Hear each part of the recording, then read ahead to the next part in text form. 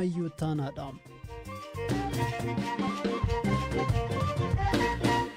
Sudaan daangaa irratti haleellaa banuu aangawaan mootummaa Itoophiyaa BBC'tti himan ministeera muummee Abiy Ahmad ergaa afaan Arabaan dabarsaniin biyyoonni lamaan akka wal dhaban kan fedhan jiru garuu biyyoonni lamaan rakkoo isaanii ofumaa furuu danda'u jechuun ibsan. Ministeerri Deetaan tajaajila kominikeeshinii mootummaa federaalaa obbo Kabbada Deessisaa waraanni Sudaan haleellaa raawwatu mirkaneessaniiru garuu miidhaan dhaqqabeen jiru jedhan. Gamtaan Afrikaa fi IGAD immoo biyyoonni lamaan nagaa akka buusan gaafataniiru. Rakkoon daangaa deebi'ee kan ammaate eega Sudaan torban darbe waraanni kiyya torba Itoophiyaan ajjeefaman jettee himattee boodadha. Firaafoolii dhugaasa gabaasa qabdi. Humnoonni Sudaan ollaawwan Itoophiyaa daangaatti dhiyoo jiran meeshaa waraanaa gurguddaan haleeluun gabaafamuu isaa hordofee gamtaan Afrikaa yookaan AU'n tasgabbii buusaa jedheera. Dura ta'an Koomishinii AU obbo Muusaa Faakii Mahammad waldhibdee daangaa biyyoota lamaanii hammaachaa dhufeef tasgabbii fi mariitu falaa jedhani. Ibsa hoogganaan AU kun baasaniin biyyoonni obbolaa lameen kun waldhabdee qaban kamuu karaa nagaan hiikkachuu qabu jedhaniiru. Kana malees daangaa biyyoota lameenii kana irratti badii lubbuu dhaqqabeefis gaddatti dhaga'ame ibsaniiru. Gamtaan biyyoota bahaa Afrikaa IGAD gama isaatiin muddamni biyyoota lamaan gidduutti adeemaa jiru akka yaaddeesseen himeera. Barreessaa olaanaan dhaabbatichaa obbo Warqinaa Gabayyoo ibsa baasaniin biyyoonni obbolaa lamaan kun muddama kana tasgabbeessuu qabu jedhani. Dabaluunis gocha muddama birootti isaan geessurraa akka of qusatanii fi dhimma kana waaraan furuuf filannoo dippiloomaasii akka barbaadaniif aangawaan kun waamicha dhiyeessaniiru. Dhimma kana ilaalchisuun ministeerri muummee Itoophiyaa Abiy Ahmad miidiyaa hawaasummaa irratti ibsa afaan Arabaatiin kaa'aniin biyyoonni lamaan waldhabdee gidduu isaanii jiru ofiin furuuf dandeettii qabu jedhaniiru. Dabaluunis eenyu kan jedhu maqaa utuu hin dhahin biyyootiin lamaan waldhabdee keessa akka seenaniif qaamoleen barbaadan jiru jechuun biyyootii lamaaniif wanti barbaachisu nagaa fi waltumsadha jedhaniiru. Dhimma Sudaan haleellaa guddaa gaggeesseera jechuun ibsitee fi gabaafame irratti BBC'n kan dubbisee ministeerri deetaa tajaajila kominikeeshinii mootummaa federaalaa obbo Kabbadaa Deessisaa wanti uumame hanga gabaafame sana guddaa miti jedhaniiru. የሚራገበው የውሸት መረጃ ነው. Wanti hafarsamaa jiru odeeffannoo sobaadha. Miidiyaaleen adda addaa Sudaan haleellaa guddaa akka Itoophiyaa irratti gaggeessiteetti dubbatu. Dhugumaan qoccollaan tokko tokko jiru. Akkanumaan qoccollaa fi bakkeewwan irraa gara gandootaatti dhukaasuu irra kan darbe homaa miidhaan ga'es lubbuun namaa darbees hin jiru. Haleellaan xiyyaaraa fi meeshaalee waraanaa gurguddoon deeggarame gaggeeffameera gabaasi jedhu sobadha. Wanti akkanaa hin jiru. Sudaan lafa dabalataa to'attees hin qabdu. Yeroo Itoophiyaan TPLF waliin waraana irra turte sana akka carraatti fayyadamuun daangaa ce'anii gara kana akka dhufan ni beekama. Bakka yeroos qabataniis akka gadhiisaniifis irra deddeebiin gaafachuutti jirra. Guyyaa 3 duras wanti ture yaaleedha. Loltoonni Sudaan hidhattoota TPLF qabatee deeggarsa isaaniin seenuuf yaalee ture. Isas ammoo milishoonni ittisanii tarkaanfii irratti fudhataniiru. Lubbuu waldhabdee kanaan darbeef ammoo nutis gadda keenya ibsineerra. Kanarra kan darbe bakki to'atamees ta'e wanti haaraa homaa hin jiru. Itoophiyaan ummataa fi mootummaa Sudaan waliin furmaata nagaa uumuun filannoo keenya jalqabaa akka ta'e irra deddeebiin ibsiteetti. Ammas ejjennoon keenya hin geeddaramne. Ta'us garuu nagaan waan barbaadameef qofa hin dhufu. Qaama tokkoon qofa hin mirkanaa'u. Nuti kanarra darbee waan dhufu ittisuuf birmadummaa biyyattii eeguuf qophii gahaa qabna.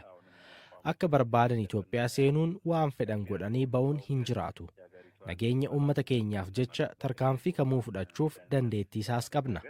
ማንኛውንም እርምጃ በመውሰድ ራሳችንን የመከላከል አቅሙንም አለን። Himata Itoophiyaan humnootni TPLF Sudaan waliin ta'uun hojjechaa jiru jedhu TPLF guutummaatti haaleera.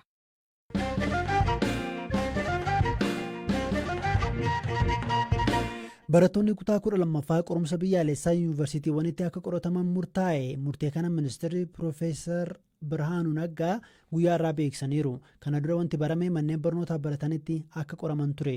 Sababii kun godhameef kan gaafanne Daayirektarri Kominikeeshinii Ministeerichaa Aadde Alamaworq Hizqeel hanna qorumsa hammaate ittisuufi jedhan. ከፈተና ስርቆት ጋር ተያይዞ ያጋጠሙ ነገሮች ነው። Waggoota muraasa darbee hanna qormaataa wal qabatee wantoonni mudatan turaniiru. Hanni yeroo baay'ee qormaata yeroo geejjibsiisan kan mudatu waan ta'eef isa to'achuuf yuunivarsiitiiwwanitti akka qoraman murtaa'e. Yuunivarsiitiiwwan manneen barnootaa caalaa kompiitaroota akkasumas tajaajila intarneetii waan qabaniif ammaaf murtii kanarra ga'ame. Adeemsa keessa yuunivarsiitiiwwan qormaata onlaayiniin akka kennan ni taasifama. hanga sun ta'utti garuu yeroof yuunivarsiitii keessatti akka qoraman ta'a. ስራ የሚቀጥል ይሆናል ማለት ነው እና ያ እስኪሆን ድረስ ለጊዜው ዩኒቨርሲቲ ውስጥ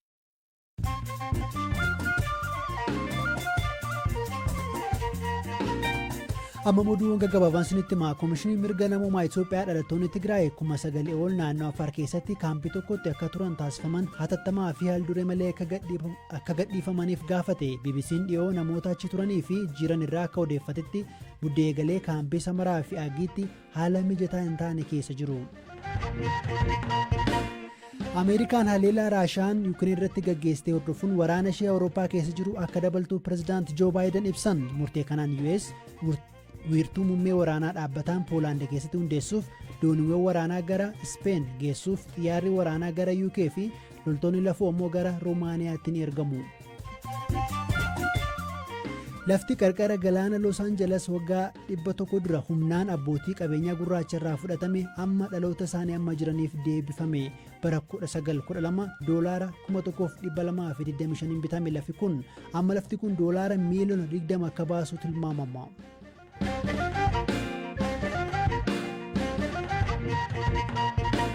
Godina Wallagga Lixaanaa Gimbiitti haleellaa torban dura raawwateen hanga yoonaa namoonni 4,500 ol buqqa'uu aangawaan godinaa BBC'tti himaniiru. Haleellaa hidhattootitti himatamaniin namoonni 100 lakkaa'aman akka ajjeefaman jiraattonni BBC'tti himaniiru. Taatollee mootummaa lakkoofsa namoota ajjeefamanii hin ibsin jira. Gama kaaniin manni maree dhimmoota Islaamummaa Oromiyaa koree namoota 13 ajjechaa Gimbii qoratu hundeessuun isaa ibsameera. Jiraattonni haleellaa raafanii fi BBC'n dubbise deeggarsi isaan bira ga'us xiqqaa fi gahaa akka hin taane himaniiru. እስካሁን የተደረገልን ነገር የለም ግን አሁን እንኳን ያው wanti hanga yoonaa nuuf kenname hin jiru. Uummata baay'eetu buqqa'e. Bakki itti dhiyaatan hin jiru. Uummanni tasgabbaa'uu hin dandeenye. Masjiida bosona keessa jira uummanni. Ammayyuu yaaddoo qabna. Gara naannoo Amaaraa kan deemaa jiran jiru. Daakuu fidanii nuuf kennaniiru. Garuu wal hin geenye. እሷም አላዳረሰችም በቃ በጨለማ ላይ ነው ያለነው ራሱ ንብረትና ሲኒ ያልቀረም Qabeenyi siniinuu hin hafne mana tokko keessa 4-5 taanii dahanneerra. Nyaata immoo akaayis mulluus nyaataa jirra. Dhufanii nu gaafataniiru. Garuu gaafachuus hin jedhamu. Daakuu kiiloo tokko nama tokkoof kennaa jiru. Ammas yaaddoo qabna. ስጋታለን አሁንም ያው ይመጡብናል ያላሰራ አይደል አሁንም Koreen fannoo diimaa Itoophiyaa gargaarsa qabatee tolee fi arjoo giddaa dhaqqabuu beekseera. Dhimma komii jiraatota kanarratti kan gaafanne godina Wallagga Lixaatti hooggantuun buusaa gonfaa Oromiyaa aaddee Natsaannat Alamaayyoo gargaarsi gahaa akka jiru himan. Guyyaa rakkoon sun mudate kaasnee akka godinaattis wanti nuti hin qaqqabne jira. Garee arjoo irraa buqqa'anii jiraniif immoo mootummaan federaalaa fi naannoodhaa gargaarsa isaan barbaachisu qaqqabsiisee jira. Dhaabbanni fannoo diimaa addunyaatti deeggarsa geesseetitu jira jechuudha. Tokkoon isaa yoonsi hin kaasne wanti bira ga'amuun sarara jiraatan bira geenyeetu jira. Garuu immoo xiqqoo sodaama keessa waan ofii isaanii jiraniif ala gargaarsa mootummaanis dhaabbileen adda addaas qaqqabaanii jira jechuudha. Lakkoofsi namoota aanaa Gimbii ganda tolee ajjechaa raawwatee booda kan baqata lakkoofsaan meeqa? Amma namni baqatee arjoo irra jira jedhamee lakkoofsi nuuf kennamaa jiru nama 4,778 jedhamee ragaa Wallagga Bahaarraa fudhanneetu jira. Tole warri kun aanaa Gimbii ganda toleerraa buqqa'anii erga ajjechaa raawwatee booda. Aanaa Tolee bukkee ceetee gaafa jettu immoo iddoo Sennee jedhamtu kan Benishaangul Gumuzii kan taate achirraas namni buqqa'ee sodaarra achitti rakkoon hin uumamne garuu sodaamarraa kan ka'e buqqa'ee namni arjoo guddattu iddoo jedhamtu jira jechuudha. Tole arjoo guddattuun godina Wallagga Bahaati. Godina Wallagga Bahaati nama achi jiru kanaaf immoo mootummaan federaalaas midhaanii fi uffata nyaata daa'immanii wantoota isaaniif barbaachisu qaqqabsiisee jira jechuudha. Isaan alatti maal jedhu jiraattonni dubbisnee ganduma tolee keessa kan baane mootummaa nu dhorkaa jira. Nuti immoo asii nageenyi nutti hin dhaga'amu asii ka'uu barbaannaaf haa jedhu. Kun namni sodaatee jechuu danda'a. Haalli achi keessa jiru haalli tasgabbaadha. Nuti hidhannee akka godinaattis mariisifamaniiru jarri kun naqanii jechuu hin jedhu kan sodaan itti dhaga'amuu danda'a maaliif rakkoon irra geera waan ta'eef garuu immoo amma nageenyi isaanii mirkaneessuu fi mootummaan qaama nageenyaa achitti ramadee qaamni nageenyaa achi jira jechuudha erga guyyaa sanaatii kaase. Ganda tolee keessa nama meeqa jiraata ture hin beekama ture? Nama meeqa kan inni jiru naannoo nama 12,000 oliin ta'u natti fakkaata kan achi keessa jiraatu. Sablammii ma jira sabni Oromoo achi keessa hin jiraata. Sabaaf sabni Walloodha. Walloonni kunis achi keessa hin jiraatu jechuudha. Hundumatu achi keessa jiraata.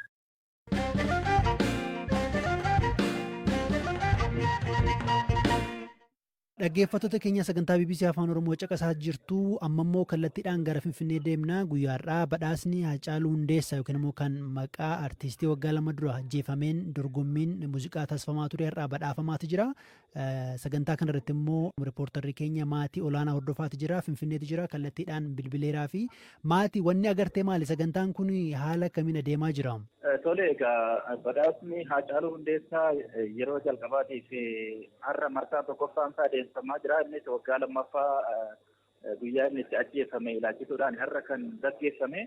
Badhaasni kun Finfinnee hoteela Ililliitti har'a gara sa'a 11 irraa eegaluudhaan kan gaggeeffamaa ture. Hanga sa'aatiin sitti dhufa kanaattuu sagantichi hin xumuramne keessumaa miirri namoota sagantaa kanarratti hirmaachuuf dhufanii waan addaa ture. Keessumaa yeroo yaadannoo sammuu taasifamuuf namni hundi miira keessa galeeti galmi guutuun badhaasaaf kan dhufe osoo hin taane boo'icha cimaa keessa gale galmi guutuun wacaa fi boo'ichaan kan guutame ture daqiiqaawwan muraasaa fi saganticha ibsamaa ture egaa nama hedduu miti kan hirmaate nama murtaa'eedha. Gaazexeessonni maatiin artistichaa akkasumas immoo artistoonni bebeekamoon namoonni bebeekamoon hedduun kan irratti hirmaatanidha sagantichi. Tole baay'ee bareeda. Nutis feesbuukiidhaan kallattiidhaan hordofaati turre. Hagammaa tureen artistoonni badhaasa fudhatanii jiru. Hanga bilbilaan sittaa ta'u kanaatitti badhaasni gosa garaagaraas kennameera. Fakkeenyaaf badhaasni Haacaaluu Hundeessaa kan marsaa jalqabaa kun egaa sirboota afaan Oromoo gosa 10 kan badhaasichi qophaa'e. Kanaan alatti immoo addatti namoonni badhaafamanii turaniiru.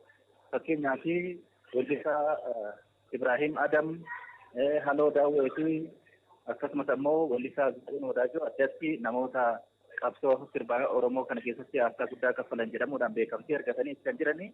Kanaan alatti immoo walaloo cimaa bara kanaa akkasumas immoo walaloo fi yeedaloo cimaa bara kanaa akkasumas immoo weellisaa cimaa bara kanaa jedhamuudhaan kanneen badhaafaman jiru. Weellisaa Yoosan Geetahuun ammoo gosa lamaan injifatee jira. Innis weellisaa cimaa bara kanaa fi walaloo fi yeedaloo cimaa bara kanaa akka jedhuun gosa 10 keessaa lamaan injifatee jira. Gosa sadaffaadhaanis kaadhimamee akka jirudha. Dorgommichi hin xumuramne kanadha sagantaa hanga ammaa jiru. Tole gaaffii koo xumuraati. Tarii maatiin faa namoonni itti dubbatee jiru waan siin jedhan qabu? Maatii keessaa haadha warraa weellisaa Haacaaluu Hundeessaati waltajjicha irratti haasaa kan taasisanii keessumaa haasaan isaan taasisan haasaa miira nama hirmaatota sanii jeeqe ture, namoota hedduu kan boocise ture. Walaloowwan Haacaaluu Hundeessaa sirboota isaa keessatti eeraa ture kaasuudhaan miira namootaa kana hedduu namoonni miira keessa galanii akka bu'an kan godhu ture. Bifa xalayaa fakkaatuun hanga dhugaan kee argamutti uummanni hundi bifuma amantaa isaa qabuun kadhannaa godhuu fi haqni isaa akka argamu ammallee dhugaan isaa akka bu'u cinaa dhaabbadhaa akka jedhu ergaawwan akkasii akkasumas immoo jaalalaa fi marattee kabaja weellisaa kanaaf qabdu waltajjii kanarratti ibsuudhaan miira hirmaattotaa hedduu kan boojee namoota hedduu miira keessa kan galchee ture haasaan isheen har'a waltajjii badhaasa kanarratti taasise. Tole guddaa galatoome maatii. Galatoome. Dhaggeeffattoota keenya sagantaan BBC Afaan Oromoo roobii galgalaa xumuramee ammayyuu taanaan ture halkan gaarii.